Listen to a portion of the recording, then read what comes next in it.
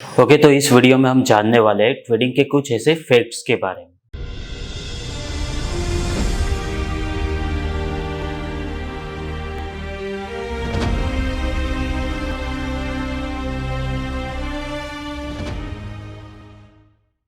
तो सबसे पहला फैक्ट कि पैसों की अहमियत को समझो, जो ट्रेडिंग में सबसे ज्यादा जरूरी होने वाली है। तो पैसों की अहमियत मतलब क्या? तो दो चीज होती है, एक तो हमारे पास डिजिटल ही पैसा होता है और एक हार्ड कैश में होता है। तो जब भी हम हार्ड कैश में पैसा ट्रांसफर करते हैं ना, तो अंदर से एक फीलिंग्स होती है, और जब डिजिटल ट्रांसफर होता है तो उनकी फीलिंग्स बहुत ही कम होती है। अब उनका मैं आपको एक परफेक्ट लाइव एग्जांपल देता हूँ।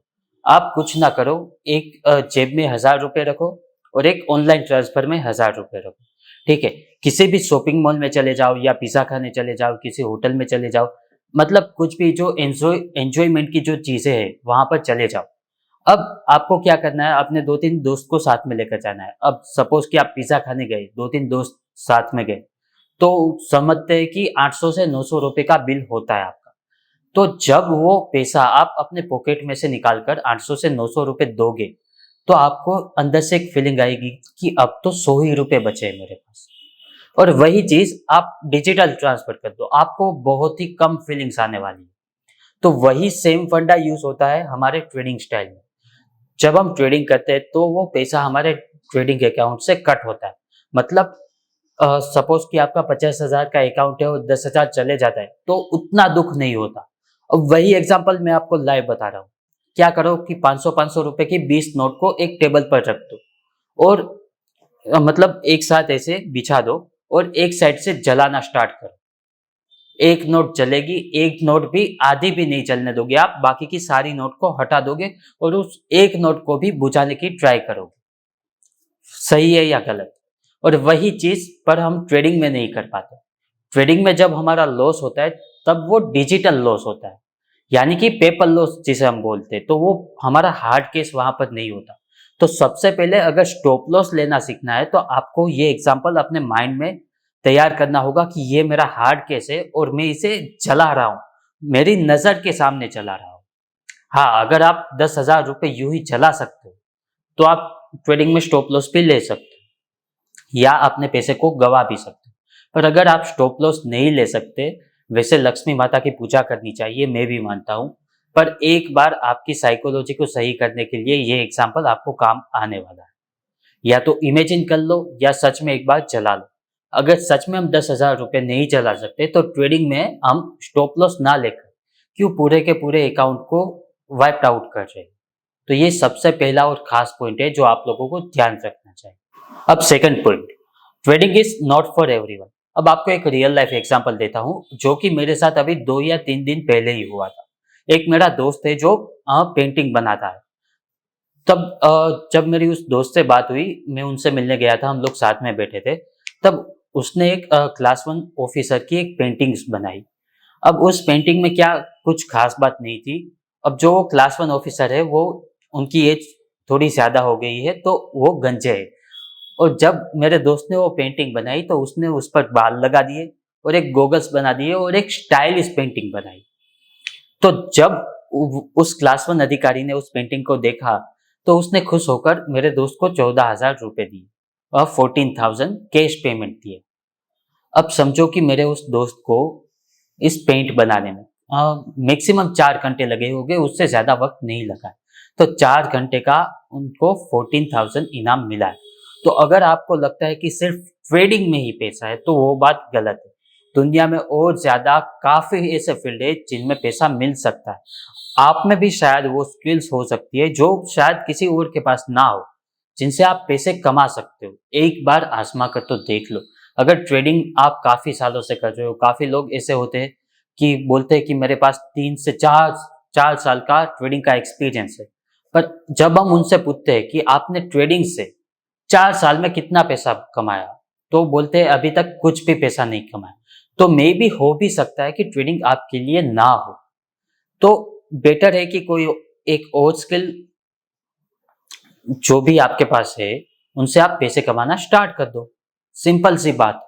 अब जो थर्ड फैक्ट है वो ये है कि ट्रेडिंग में आपको काफी सारी बीमारियां हो सकती हैं। जैसे कि आपको बैक पेन हो सकता है, आप आपकी जो बैठने की जगह है वहां पर आपको पेन हो सकता है, आपको एंजाइटी हो सकती है, डायबिटीज हो सकती है, आपका ब्लड प्रेशर काफी ज्यादा हाई हो सकता है और ट्रेडिंग में हार्ट अटैक आने के चांस भी काफी ज्यादा बढ़ जाते हैं। तो अगर कूल माइंड से आप ट्रेडिंग कर सकते हो तो ठीक है, वरना जब भी आप ट्रेड लेते हो और हर बार आपको एंजाइटी होती है तो ये चीज आपके लिए लॉन्ग टर्म में बहुत ही डिफिकल्टीज पैदा कर सकती है। अब जो ये फोर्थ पॉइंट है ये काफी ज्यादा इंटरेस्टिंग होने वाला है, जो कि बिगिनर्स के लिए, खास बिगिनर्स के लिए। अगर आप बिगिनर्स हो तो प्लीज भाई मेहरबानी करके, मैं आपके सामने दो हाथ और एक सिर नमा रहा हूं, आप बैंक निफ्टी को ट्रेड करना अवॉइड करो। हो सकता है उतना निफ्टी में ट्रेड करो, बैंक निफ्टी को अवॉइड कर दो। क्योंकि हो क्या रहा है, जो भी आपके इन्फ्लुएंसर्स है, मतलब बड़े बड़े यूट्यूबर्स हो गए या जो भी लोग बड़ा पैसा छापते हैं, वो बैंक निफ्टी में ट्रेड करते हैं। क्यों? क्योंकि एक तो उनके पास एक्सपीरियंस है, दूसरा उनका कैपिटल ज्यादा है और तीसरी बात उनका रिस्क रिवॉर्ड रेशियो आपसे कहीं गुना अलग है। और वो लोग बैंक निफ्टी में ट्रेड करते हैं, उनको देखकर आप भी बैंक निफ्टी में आ जाते हो। एक दो बार प्रॉफिट होता है, आपको लगता है अरे वाह, 100 रुपए का कॉल लिया, 10 मिनट में 200 रुपए का हो गया। तो वो भी देखो ना, वो 100 रुपए का कॉल 10 मिनट में 200 हो सकता है, तो वो 10 ही मिनट में 100 का जीरो भी हो सकता है भाई। तो बैंक निफ्टी में, क्योंकि मेरे जितने भी दोस्त थे और जितने भी ऐसे लोगों से मेरी बातचीत हुई कि उनने अपना ट्रेडिंग कैपिटल पूरा वाइप आउट कर दिया, वो ज्यादा बैंक निफ्टी पर ही ट्रेड करते थे। क्यों? क्योंकि बैंक निफ्टी वोलेटाइल होता है। अब वोलेटाइल मार्केट ना कि बिगिनर्स के लिए, वोलेटाइल मार्केट्स एक एक्सपीरियंस ट्रेडर्स के लिए ही बना है, ना कि आप लोगों के लिए। तो अगर आप बिगिनर्स हो तो बैंक निफ्टी को अवॉइड करना, सॉरी, बैंक निफ्टी को ट्रेड करना अवॉइड करो प्लीज। जो फिफ्थ फैक्ट है वो ये है कि कॉइन थियरी को समझो। अब कॉइन थियरी क्या बता रही है? एक सिंपल सी बात है, जब भी हम ट्रेड लेते हैं तो क्या होता है कि हमने पहला ट्रेड लिया, अब सपोज कि आपके साथ ही दुर्घटना बननी थी, पहले ही ट्रेड में लॉस हो चुका, सेम सेटअप दूसरी बार आपको मिला, दूसरी बार भी आपको लॉस हो चुका। अब वही सेम सेटअप आपको तीसरी बार मिलता है, तीसरी बार भी आपको लॉस हो जाता है। सेम सेटअप फोर्थ बार आपको मिलता है। अब फोर्थ बार जब आपको मिलता है तब 3 बार जो आपको लॉस हुआ, इसलिए आप इस पर ट्रेड ही नहीं लेते। और जब आप ट्रेड नहीं लेते तब वो पूरा का पूरा टारगेट दे देता है। ये चीज आपके साथ काफी बार हो चुकी होगी।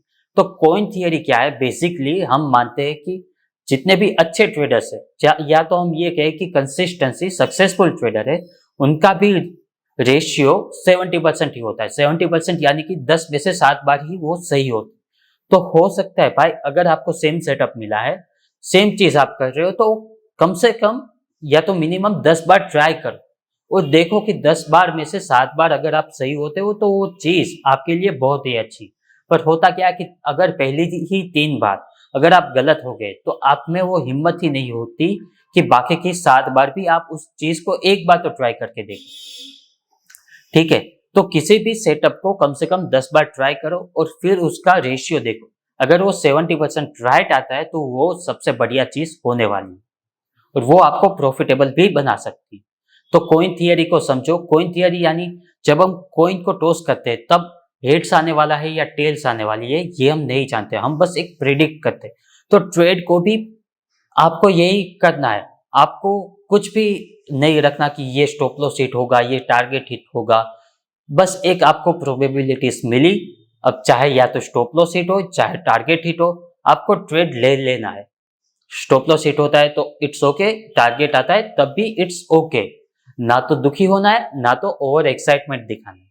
10 बार ट्राई करो, 10 बार में से अगर 7 बार आप सही होते हो तो वो बहुत ही अच्छी चीज है। अब जो ये सिक्स्थ फैक्ट है वो ये है कि ट्रेडिंग की साइकोलॉजी और जिंदगी की फिलोसॉफी को आपको समझना होगा। इन दोनों चीजों का जब मिक्सचर होगा तभी आप ट्रेडिंग में आगे बढ़ सकते हो। ये पॉइंट शायद ही आप लोगों को किसी ने बताया होगा कि जिंदगी की फिलोसॉफी भी ट्रेडिंग में आपको बहुत ही काम आने वाली है।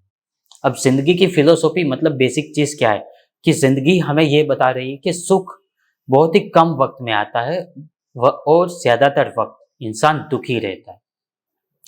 तो यही चीज अगर आप फिलोसॉफी में समझ पा रहे हो तो आप ट्रेडिंग की साइकोलॉजी में ये समझोगे कि जब भी आपको प्रॉफिट हो रहा है तब ओवर एक्साइटमेंट नहीं हो रहा। ये चीज मैंने काफी बार नोटिस की है। जब 4 से 5 लोग एक साथ ट्रेड करने बैठते हो तो जब भी वो प्रॉफिटेबल होते हैं तब वो इधर उधर की बातें करने लगते हैं, बहुत ही खुश नजर आते हैं, पार्टी करने लगते हैं, होटल में चले जाते हैं या मूवी देखने चले जाते हैं। मैं यही नहीं बोलता कि वो जो प्रॉफिट आ रहा है वो गलत है, और उनको आपको खुद पर खर्च करना भी बहुत ही सही है। पर वो जो प्रॉफिट आ रहा है उस पर आपको इतना ज्यादा खुश नहीं होना। क्यों? तो जिंदगी की फिलोसॉफी ये बताती है कि अगर आप सुख में यानी कि हैप्पीनेस में अगर थोड़ा सा भी ओवर एक्साइटमेंट दिखाते हो तो उनको थोड़ी सी भी देर नहीं लगने वाली दुख में कन्वर्ट होने में।